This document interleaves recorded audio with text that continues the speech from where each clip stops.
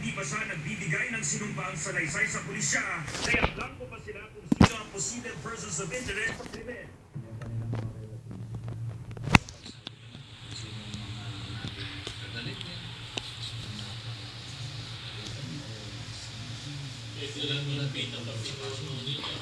Kasi isa yun sa mga anggulong tinitingnan natin. Ipatatawag din ng Santa Rosa Police ang kasambahay para sa pahayag matapos na mabaril si Rosales. Sa kuha ng CCTV, lumabas ang kasambahay sa gate. Saglit lang na tinignan ng nakabulagtang si Rosales saka sumakay ng tricycle palayo sa crime scene. Dominic Ambelo, ABS-CBN News. Pusa na ang pagsasayos ng National Grid Corporation sa tumagilid ng transmission tower nito sa Alabang Exit. At naghihintay naman ang mga nasunugang pamilya na matulungan sila sa pangangailangan ng pabahay. Nagpapatrol, Kevin Manalo.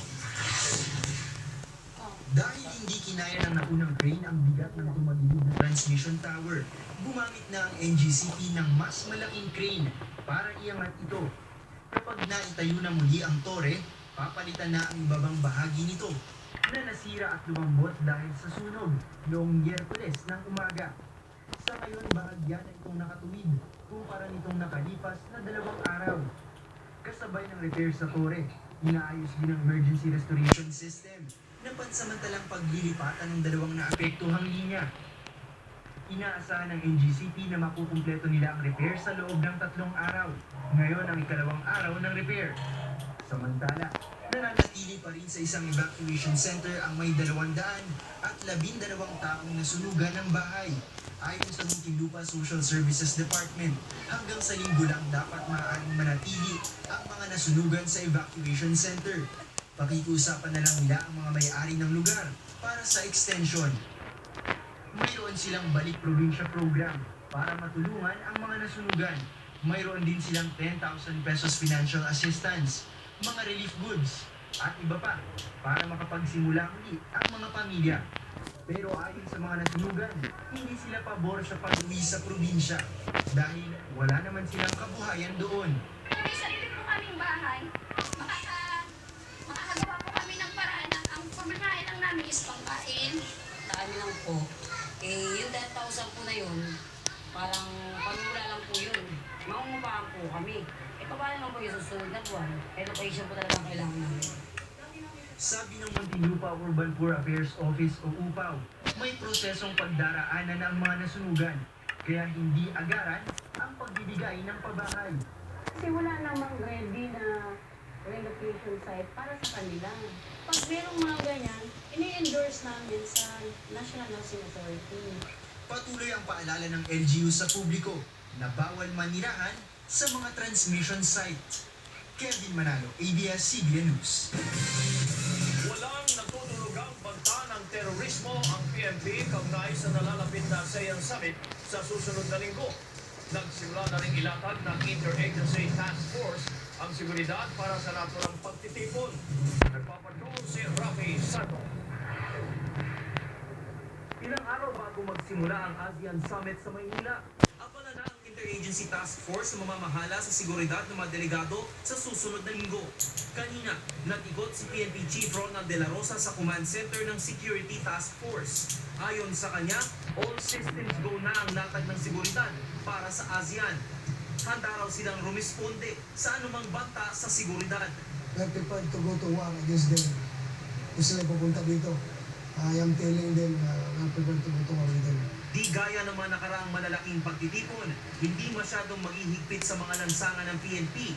Ang PICC lang ang naka-lockdown o bawal puntahan simula April 28. Alinsunod ito sa utos ni Pangulong Duterte na iwasang maperwisyo ang mga motorista sa mga araw ng summit. The general public will are assured that inconvenience will be put at a minimum. Handa rin ng PNP sa mga inaasahang rally. Maximum tolerance, basta huwag na sila lumampas sa tolerable limit. Ayon naman sa MMDA, apektado ng rerouting scheme ang mga kalsada sa paligid ng PICC tulad ng Diokno Boulevard, Calandoni, G. Soto, Bukanek at A. De La Rama. Naglatag na rin ng alternatibong ruta ang MMDA para sa Rojas Boulevard. Sa northbound lane, kailangan kumana na Rojas Boulevard patungong EDSA Arnaiz o Buendia, kakaliwa sa Taft Avenue, palabas ng UN Avenue o Finance Road. Para naman sa papuntang South, kakaliwa sa Roas Boulevard, diretso ng T. Burgos, Calang o UN Avenue, kanan palabas ng Taft, pasok ng Buendia at tagos ng Rojas Boulevard. Magsisimula ang rerouting schemes mula April 26 hanggang April 29. Idineklara naman ng Malacanang ang work suspension sa April 27 sa lahat ng government office sa Manila, Makati at Pasay. Suspendido rin ang trabaho sa April 28 sa mga government at private offices sa buong Metro Manila. Depende naman sa mga apektuang LGUs at employers. Sususpindi nila ang trabaho sa April 29. Rafi Santos, ABS-CBN News. Pinaalis ng Chinese Coast Guard ang isang grupo ng mga mangingisdang Pilipino na malapit sa Union Bank na bahagi ng pinag-aagawang Spratlys. Nais ng isang mambabatas sa iprotesta ng pamahalaan ang insidente sa China. Nagpapatrol, Willard Cheng. Nakaangklang MV Princess Johan sa kaya mga mangingisda malapit sa Union Bank ng Spratlys noong March 27 nang paalisin sila ng Chinese Coast Guard. Ayon sa kapitan ng mga mangingisda na nakapanayan ng Philippine Coast Guard, dalawang speedboat ng Chinese Coast Guard ang lumapit at nagpaputok ng warning shot ng 7 beses. Relay structure ng China. At yung naka-anchor sila, pinaputokan kagad sila. Pero yung pagputokan hindi naman directed sa kanila kundi sa taas. Nagsilbing warning shot na pakailan sila. Habang palabas, nakasalubong naman ng mga mangingisda ang bakor ng Vietnamese Navy. Pero hindi naman ito ginaw ang mga mangingisda na galing Mariveles, Bataan. Nanawagan si Magdalo Representative Gary Alejano sa pamahalaan na iprotesta ito sa China. Lalo't nangyari ang insidente habang sinasabing bumubuti na ang relasyon ng Pilipinas at China. Dagdag ni Alejano, dapat isiwalat ng administrasyon ang mga ugnayan at napagkasunduan ito sa China. Ibibigay ng Coast Guard sa DFA ang nakalat na report. Ayon kay DFA spokesperson Robespierre Bolivar, may mga mekanismo para idulog sa China ang mga isyong may kinalaman sa West Philippine Sea. Lalo't nagiging positibo na ang relasyon ng dalawang bansa. Ayon naman kay Defense Secretary Delfin Lorenzana, tiyak na ipoprotesta ito kung napatunayan ang insidente. Sila to get the parang sila yung nakikinarinig namin ngayon. We will protect ourselves let's go. Hindi pinagbabawalan ng Coast Guard ang mga mangingisda na pumalaot, pero nagbilin na mag-ingat. Willard Cheng, ABS-CBN News. Halos 6 na raang kaso umano ng extrajudicial killings ang iniimbestigahan ngayon ng Commission on Human Rights at isa rito ang nakitaan na umano ng ebidensya. Hinihimok naman ng US government ang Duterte administration na imbestigahan ito ang umano'y extrajudicial killings. Nagpapatrol, Ron Gagala.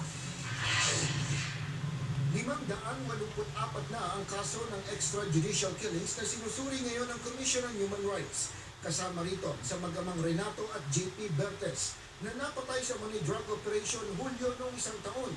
Isang autopsy ang ginawa ng CHR sa bangkay ng 2 biktima. Dito napatunayan na meron ng isang insidente ng extrajudicial killing at napatunayan na ito ay tumatalunga dun sa version ng mga pulis dun sa natulang insidente.